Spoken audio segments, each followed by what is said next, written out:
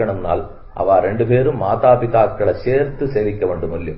அதுவும் ஸ்ரீரங்கநாச்சியார்னாலே பெரிய விராட்டியார்னு பேர், ஸ்ரீரங்கநாதன்னா பெரிய பெருமாள்னு பேர், இந்த கோவிலுக்கே பெரிய கோவில்னு பேர். ஸ்ரீரங்கம்னு மட்டும் சொல்ல மாட்டார், கோவில் பெரிய கோவில், மண்டபம் பெரிய திருமண்டபம், பெருமாள் பெரிய பெருமாள், நாச்சியார் பெரிய விராட்டியார், உற்சவம் பெரிய திருப்பாவாடை, பெரிய உற்சவம், பெரிய திருநாள், எல்லாமே பெரியது.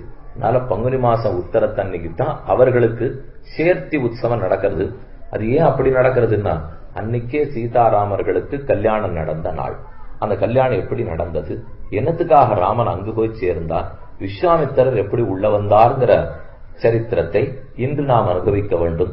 அதனால சீதா கல்யாணத்தை அவசியம் ஆவலோடு எதிர்பார்த்து அனுபவிப்போம்.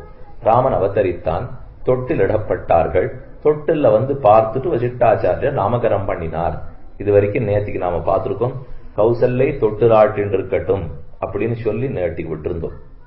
இன்னைக்கு அதுல இருந்து தொடர்ந்து பார்த்தால், அதித்யேகாதசாஹந்து நாமகர்ம ததா கரோத் ஜேஷ்டம் ராமம் மகாத்மானம் பரதம் கைகயீ சுதம் சௌமித்ரிம் லக்ஷ்மணமிதி சத்ருக்னம் அபரம் ததா வசிஷ்ட பரமப்ரீதா நாமானி குருதே ததா அததத் அதத் பிராமணானாஞ்ச ரத்னௌகம் அமலம் பகு.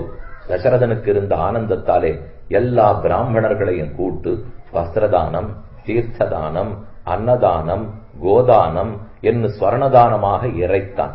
எல்லாருக்கும் வேண்டிய அளவுக்கு பெற்று போகுங்கோள் என்று கொடுத்தான்.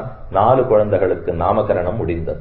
ராமஸ்ய லோகராமஸ்ய பிராதுர்ஜேஷ்டஸ்ய நித்யசா சர்வ பிரியகரஸ்தஸ்ய ராமஸ்யாபி சரீரதா. ராமன் ஜேஷ்ட பிராதா, அடுத்து பரதன், லக்ஷ்மணன், சத்ருக்னன். இந்த 4 பேருடைய அவதாரங்களுக்கு பிரயோஜனம் தெரிவிக்கிறார். பிறந்தது 4 பேர்.